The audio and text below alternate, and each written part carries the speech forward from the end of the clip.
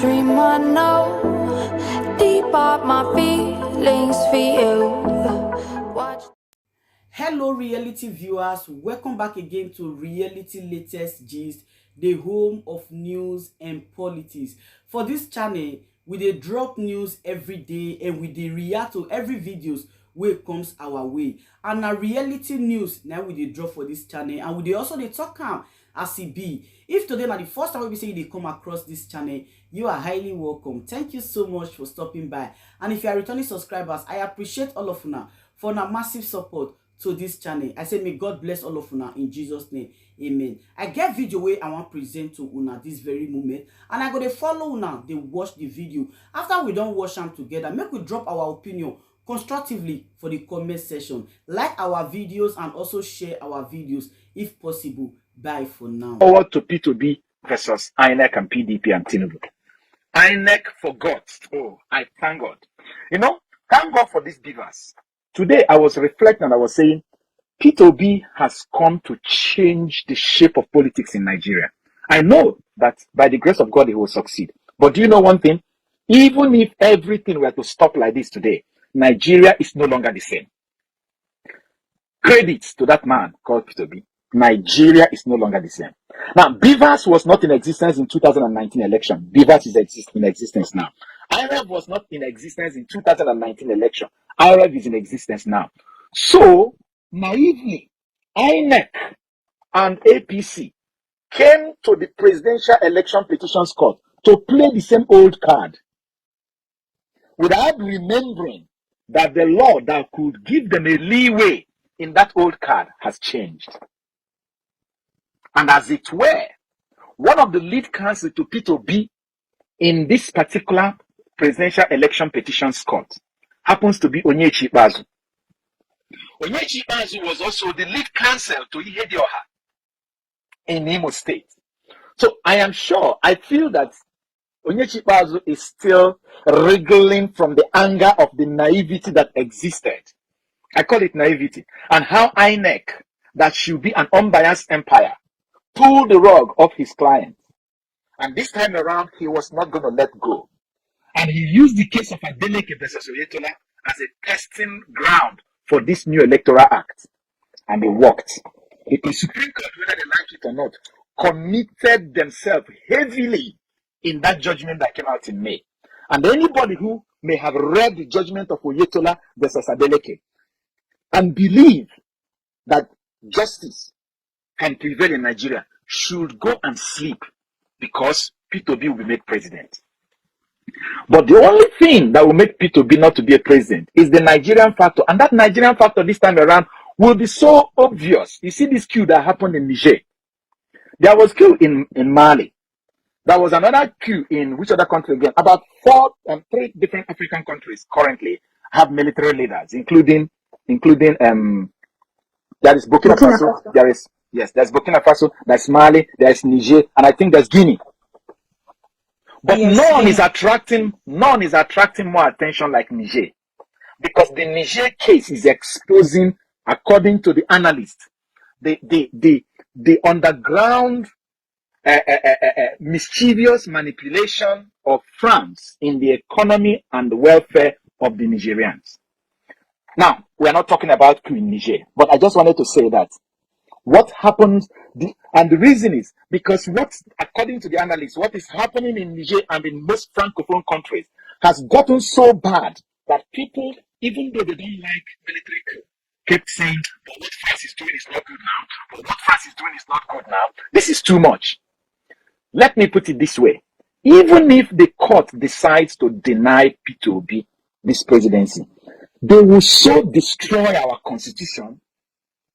The judges will so destroy our Electoral Act and so destroy the confidence of Nigerians that their integrity will be at stake for a very, very, very, very long time. Because I have read Obasanjo versus Buhari, the judgment of the Supreme Court. I have read Buhari versus Yaradua. I have read Atiku versus Buhari, the whole Supreme Court judgment.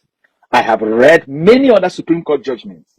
And you know, as we keep saying here, the mischief found in the Electoral Act 2010, which is corrected now in the Electoral Act 2022, was able to pull out those things that made the cases to go in the way they went in 2003, in 2007, in 2011, in 2015, and in 2019.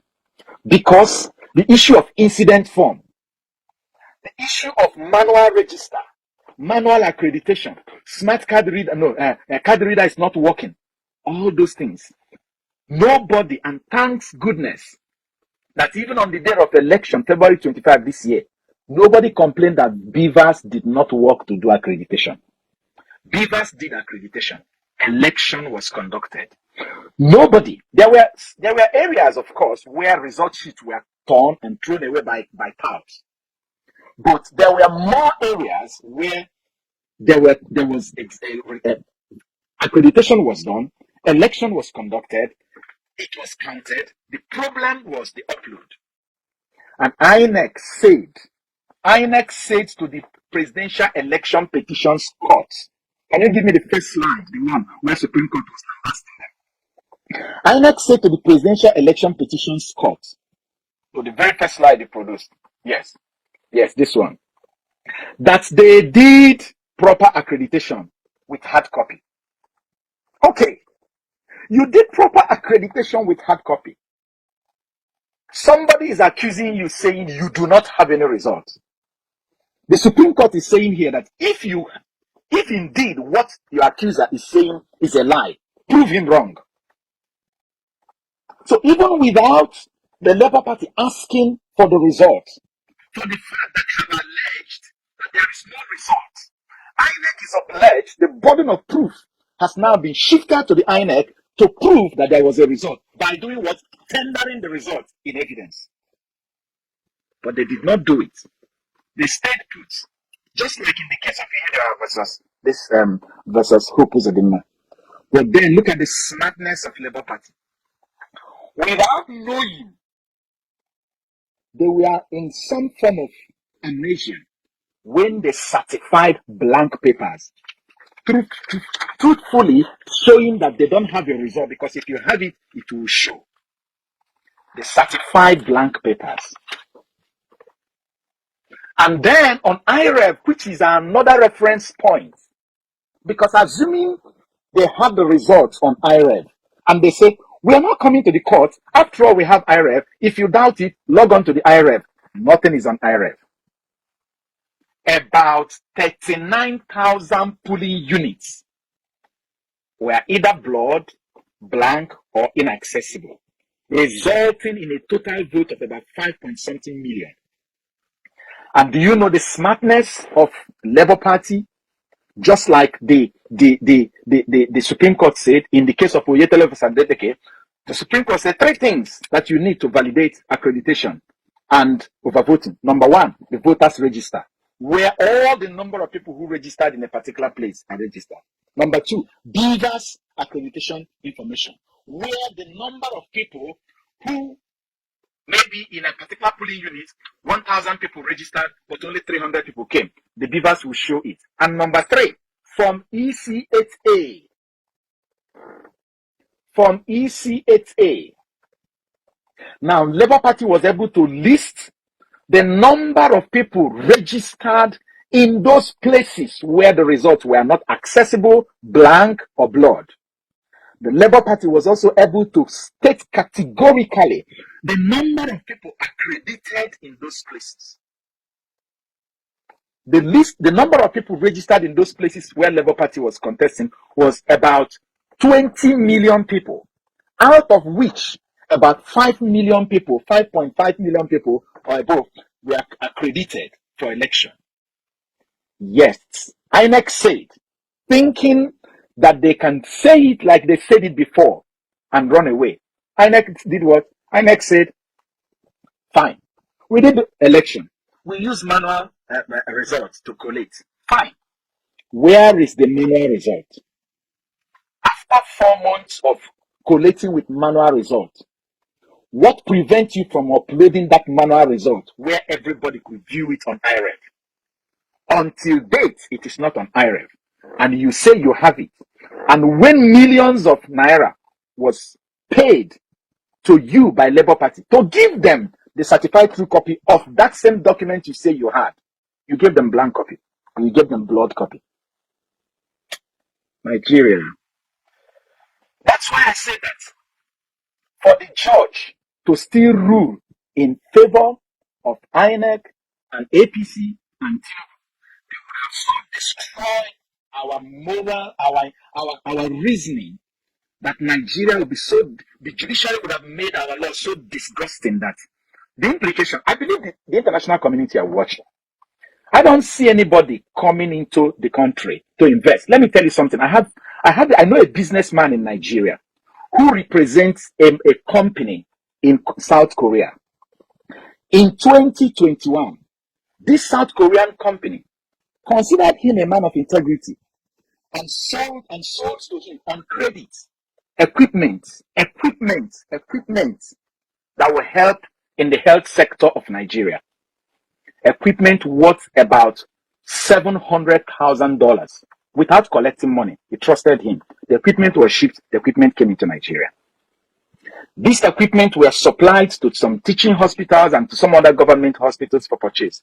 Around that time in 2021, a dollar in the parallel market was around 490. Gradually, he's selling and he's remitting money.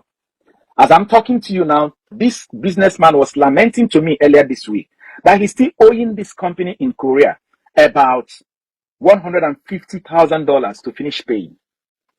But do you know how much a dollar is going? A dollar is currently more than 900 naira. And the company in Korea wrote saying, we don't think we can do business again with you. Not because of you as a businessman, but because the business climate in your country is not healthy based on our own values in Korea. Now, it's because I know this one. Only God knows how many millions or hundreds of opportunities Nigeria as a country is losing because politicians are appropriating upon themselves holiday allowance. Of course, we know about GSK. After 51 years, they left Nigeria. Nobody cares. Because politicians are appropriating to themselves what? Holiday allowance. They don't care because they will make their own children members of House of Assembly. They will make their own children members of House of Representatives. They will make their wives commissioners. They don't care because politics is the highest paid industry in Nigeria today. And the politicians will keep recycling themselves. So whether Nigerians are burning or grinding is not their business. I was listening to Arise News yesterday, and they said that the Labour leader was talking that the president said that he lives in 2-bedroom apartment. Okay, you live in 2-bedroom apartment, fine. And you're giving us how many ministers? What actually is the emolument, the package, the pay pack of this minister? I think I have the record of these ministers here. If you give me space, or do you have it, please? Yeah, I have the slides. Doctor, I just want to make a little comment as regards to the first points that I spoke on. Sure, go ahead. Yeah. We can all see that, INEC deliberately didn't want to transmit results to the IREV. So it was intentional. It's not as if there was any glitch. Because from what you just said now, what happened in Imo State, you can see that they are always, INEC as a body, or those leaders, they are always partisan. And they always like to work with the ruling class, the ruling party. Mm-hmm. All of a sudden, they said they had a glitch. The INEC came out, kept telling Nigerians that there was no going back in uploading results directly from the polling unit. Real time, he kept saying real time. People will be watching it happening live. All of a sudden, they just made a U-turn. And up to today, they've not come out to tell Nigerians what that glitch was all about, how it happened. All of a sudden, they transmitted other results. Only that of the presidential was where that glitch occurred. But like you just said that they don't have any way to escape this time because of the IRF and the beavers that is already made available. The law has backed it, so nobody will come and tell us that. You know, when this election was conducted, one of the days, some of the National Assembly members, they were saying that INEC is not mandated to upload results to the IRF. That is not compulsory.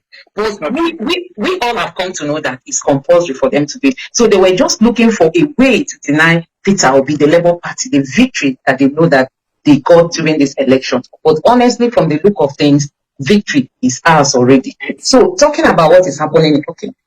Yeah, the mountain they have to climb to be able to bury this, or the depth of the pit they would dig to be able to bury this fraud is too much.